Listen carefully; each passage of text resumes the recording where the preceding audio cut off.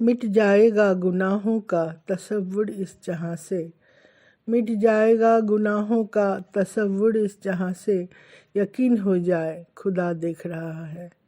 Hello friends, कहाँ कहाँ से गुजर गए कि आज के एपिसोड में मैं आप लोगों से क्रिसमस बड़े दिन, क्रिसमस डे बड़े दिन जिसको हम लोग बोलते हैं हिंदी में, उसके बारे में बात करूँगी। जैसा कि क्रिसमस डे आप लोग जानते हैं जीसस क्राइस्ट का जन्मदिन है, जिसको जो क्रिश्चियन धर्मावलंबी जो लोग हैं वो लोग मनाते हैं, यीशु प्रभु उनको बोलते हैं। लेकिन ये एक ऐसा त्यौहार है जिसको सिर्फ वही लोग नहीं मनाते हैं। सच पूछे तो पूरे देश में सभी इस त्यौहार को बड़े अच्छे से मनाते हैं। एक तो इस त्यौहार में खाने पीने का, केक पेस्ट्री का जो एक चलन है, जिससे सभी दुकानें सजती हैं और इसी समय उसका विशेष खाया पिया जाता है। आजकल तो लोग साल भर केक पेस्ट्री खाते हैं, लेकिन जब हम छोटे थे तब हम लोग को ये बड़े दिन में केक ज़रूर मिलता था। पिताजी लाते थे खूब बढ़िया केक पेस्ट्री, ये सब हम लोग खाते थे। और कलकत्ता शहर ऐसा शहर है जहाँ सभी धर्मावलंबी के लोग हर त्यौहार को मनाते हैं। चूँकि मेरा बचपन कलकत्ते में गुजरा तो मुझे बड़ा अच्छा लगता था हर त्योहारों को मनाना। तो क्रिसमस के दिन आजकल तो लोग पार्क स्ट्रीट में बहुत अच्छा सजता है, लाइटिंग से सजाते हैं। सभी रेस्टोरेंट सब बुक रहता है। अभी लोग वहीं पे जाके, जो क्रिश्चियन है सिर्फ वही नहीं, बाकी लोग भी क्रिश्चियन मनाते हैं।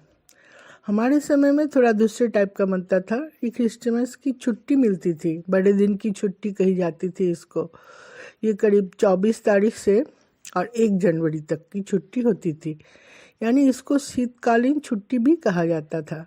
अभी भी होता है दोस्तों, अभी भी स्कूलों में इस बड़े दिन की छुट्टी और शीतकालीन छुट्टी कहा जाता है, इसको छुट्टियां होती है। 25 तारीख को कलकत्ते में जितने भी पर्यटक स्थल है सब जगह बहुत भीड़ रहती थी। हम लोग भी चिड़ियाघर, चिड़ियाघर कोई जू बोलते हैं, जैसे जादूघर और भी बोटेनिकल गार्डन, जहाँ जहाँ मैंने घूमने का, पिकनिक का दिन हर साल अलग अलग तरीके से, लेकिन 25 दिसंबर हम लोग मनाते ज़रूर थे और केक पेस्ट्री तो खाते ही थे। तो साल भर इस दिन का इंतज़ार रहता था। बहुत छोटी थी तो तब मालूम, बहुत छोटी, यानी ये उस समय की बात है 1970-71 की, जब मैं नर्सरी और 1 में पढ़ती थी। तब मुझे ऐसा लगता था ये केक पेस्ट्री जो चीज़ें हैं ये शायद इसी समय बनता है, इसी समय मिलता है। सोचिए हमारा कितनी नादान थी, हम लोगों का मन कितना निश्चल था, कोई आइडिया नहीं था।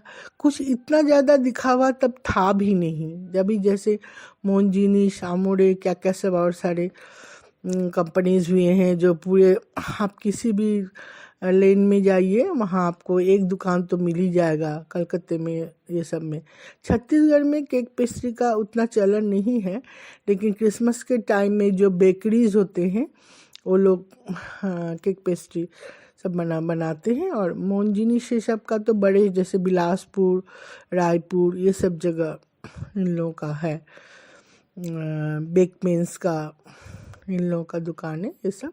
हम तो छोटे छोटे कोलियरीज में रहे हैं, हम लोग को बेकरी में जो मिलता था वही खाए हैं। जब मैं कोलियरी में आई तब की बात बोल रही हूँ। तो मैं फिर पीछे जाऊँगी, बचपन की बात। बचपन में हम सब भाई बहन बड़े अच्छे से क्रिसमस की छुट्टियाँ बिताते थे। यहाँ बाहर निकले, रात में लाइटिंग, वो सब लोग जो क्रिश्चियन हैं उनके घर के सामने देख के पता चलता था, स्टार लटका रहता है एक, उसी से।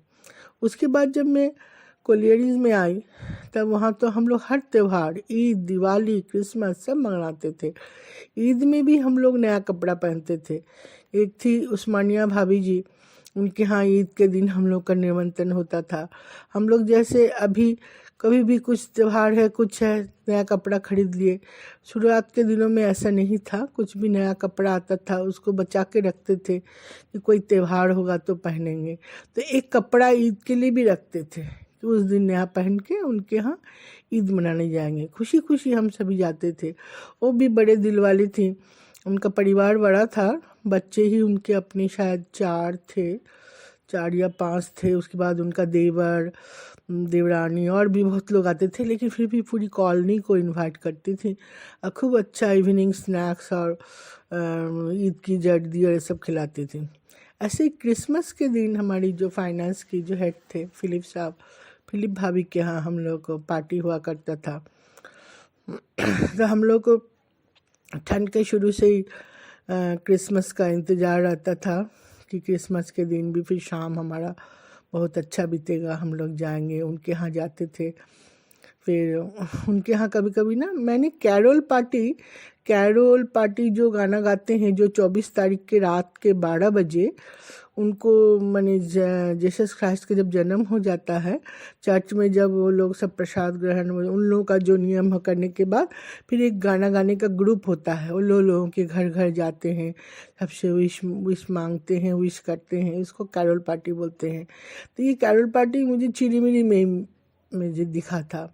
बाकी ये तो कहीं दिखा था कि याद नहीं आ रहा है। यहाँ विश्रामपुर में भी मैं सुनी हूँ कैरोल पार्टी निकलती है, आवाज़ें तो आती है। रात के 12 बजे के बाद वो लोग ना बाजा उजा बजा के फिर निकलते हैं, औरत मर्द सब सज धज के।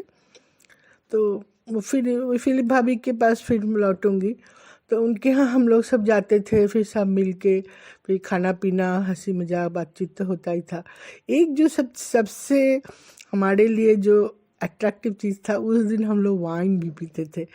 ऐसे तो हम लोग को वाइन पीने का चलन नहीं है हमारे समाज में औरतों का, आजकल सभी पीते हैं, लेकिन हम लोग तो पुराने ज़माने के हुए। लेकिन फिलिप भाभी खुद बनाती थी, जैसे मलबरी वाइन, जिंजर वाइन, ये सब वो खुद बनाती थी। बड़ा टेस्टी होता था। सबसे अच्छा होता था वो छोटे छोटे कांच के ग्लास में वो देती थी। मुझे अभी भी याद आ रहा है, मेरा एक वॉकिंग ग्रुप था जिसमें फिलिप भाभी भी थी और हम थे, मैं थी, सुधा, चाड़ी भाभी, रमैया भाभी, ये लोग सब थे। तो उसमें चाड़ी भाभी तमिल ब्राह्मण थी, शुद्ध शाकाहारी खाती थी, लेकिन 25 दिसंबर को सबसे ज़्यादा वाइन वही पीती थी। वो एक गिलास लेती थी, फटाक से गटक जाती थी। अभी भी चाड़ी भाभी कहाँ है मेरे को ठीक पता नहीं, उनके दोनों बच्चे विदेशों में सेटल हैं। भाभी कहाँ रहती है उनसे कोई कनेक्शन नहीं है। हमारे वॉकिंग ग्रुप में सिर्फ चाड़ी भाभी से ही मेरा कोई कनेक्शन नहीं है, बाकी सबसे है। तो बहुत हम लोगों को आश्चर्य लगता था, खूब हंसते थे हम लोग, तो अच्छे से एंजॉय करते थे क्रिसमस हमारे लिए। उसके बाद क्रिसमस के दिन हर साल हम लोग पिकनिक भी जाते थे, क्योंकि उस दिन छुट्टी हुआ करता है, सरकारी छुट्टी। कोल इंडिया में भी छुट्टी होती है, तो लोग कोई ना कोई अच्छे स्पॉट में, कोलियर्स में पिकनिक स्पॉट बहुत होते हैं। मैं जहाँ भी रही, चिड़ीमिड़ी में तो हंसदेव नदी के किनारे बहुत सुंदर सुंदर स्पॉट था, नदी के किनारे वाला। उसके बाद सुहागपुर कहिए, रायगढ़ में भी एक से एक स्पॉट था। तो खूब अच्छा हम लोग पिकनिक करते थे। पिकनिक के लिए हम लोग 25 दिसंबर को ज़रूर चुन के रखते थे। इसका 2 कारण था, एक तो छुट्टियां होती थी, दूसरी उस समय एक तो सबसे ज़्यादा कड़ाके की ठंड जो है वो 25 दिसंबर से 1-2-3 जनवरी तक बहुत ज़्यादा हुआ करता है। तो धूप में बाहर रहने में अच्छा मज़ा आएगा करके हम लोग 25 दिसंबर को ज़रूर चुनते थे। मैं इस विषय में एक बात और कहना चाहूँगी कि क्रिसमस में जैसे सांता बन के जो आते हैं, सांता क्लॉज, जो बच्चों को अपने लाल टोपी पहन के गिफ्ट देते हैं, जैसा कि हम लोगों ने फिल्म में इस सब में देखा है। कोलकाता में पार्क स्ट्रीट में मैं सुनी हूँ सांता घूमते रहते हैं और अपने झोली से निकाल के लोगों को चॉकलेट सब देते हैं और बोलते हैं जो विश मांगो सांता से वो पूरा होता है। ऐसा मैंने इंग्लिश फिल्मों में भी देखा है। तो जब से मेरा बेटा छोटा था, हमेशा 24 तारीख की रात को मैं उसकी कोई पसंदीदा चीज़ जो उसको चाहिए, जो साल भर से मांग रहा है, मैंने अपने बच्चे को हमेशा जैसे कुछ मांगा तुरंत देना, ये सब दिया नहीं है। कुछ तो हमारा फाइनेंशियल भी उतना स्ट्रांग नहीं था कि जब जो बोले तुरंत हाजिर करो, और कुछ मैं उसका आदत भी नहीं बिगाड़ना चाहती थी। कि उसको माने जब जो मांगो तो मिल जाएगा, कहीं उसका आदत उड़न न हो जाए इसलिए। तो जो भी मांगता था मैं उसके तकिया के नीचे ना 24 तारीख को, और इसके उसके एक टॉफ़ी या चॉकलेट जो भी खरीद पाती थी तो वो उसके तकिया के नीचे रख देती थी। सुबह उसको पता रहता था कि आज 25 तारीख है, मुझे सांता ने कुछ कुछ दिए हैं, सांता क्लॉज। तो उठ के निकालता था, बहुत खुश होता था, इतना खुश होता था मैं बता नहीं सकती। ये चीज़ चलता रहा करीब 7th-8th तक। 8th क्लास में एक बार उसने शायद स्कूल बस में किसी को बता रहा था कि मुझे जो भी चाहिए होता है ना सांता क्लॉज मुझे देते हैं, 25 की सुबह मुझे मिल जाता है तकिए के नीचे, आप लोग भी विश करो।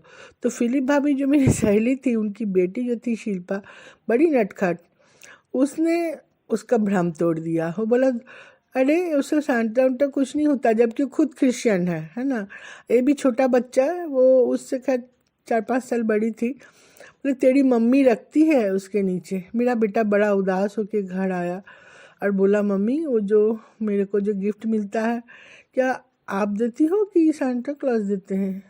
मैं तो बड़ी इसमें पड़ी, ऐसा तुमने क्यों पूछा? तो बोला शिल्पा दीदी ने मुझे बताया। और हम लोग आपस में जो भी बातचीत होता है ना, सहेलियों में भी बात होता था, उन्होंने भी अपने घर में बोला होगा, उनकी बेटी सुन लियो नटखट इसका।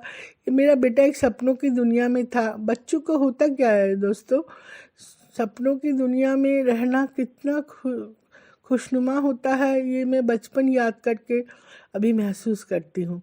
तो उस दिन से मेरे बेटे का वो टूट गया।